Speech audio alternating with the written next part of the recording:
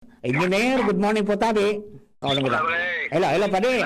Apa, padi, may mga nagarapot kaya, naigilid ngaya ang barge. Ano mangyayari, tabi? Sa kanyang bagay, ako dito sa lugar mismo.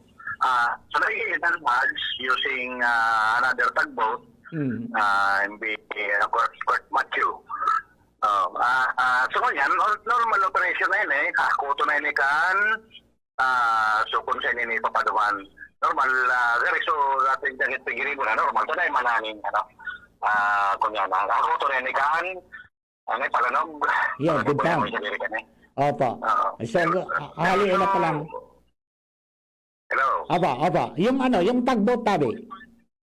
Sa tugboat, yan sa angkor mo nilay ka natin yung nakakuran, siguro estimate ka mga 900 meters to 1 kilometer. Alin sa shore, nakabantay mangyari sa tuyang PNP Maritime, PNP Santo Domingo, sa Coast Guard.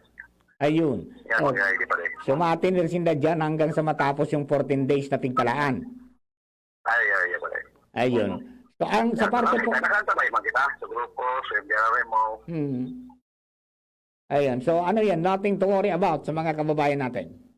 Yes, sir. Nothing to worry. Mga additional sa parasira, natin, mag-run na sa divisa pag-boat. Yung masanahan ko po yan. Kung medyo mag-route ang panahon pa rin, may mga contingency plan na so Coast Guard kung saan yung igalag. Yes. Opo, okay. Engineer, salamat po Maritabi sa update. Mabuhay po kamo. Ingat po, tabi. Salamat pa rin. Salamat sa mga buhay sa mga buhay. Yan. Mga tugang Engineer Ed Balidoy, ang action man dyan po sa Santo Domingo.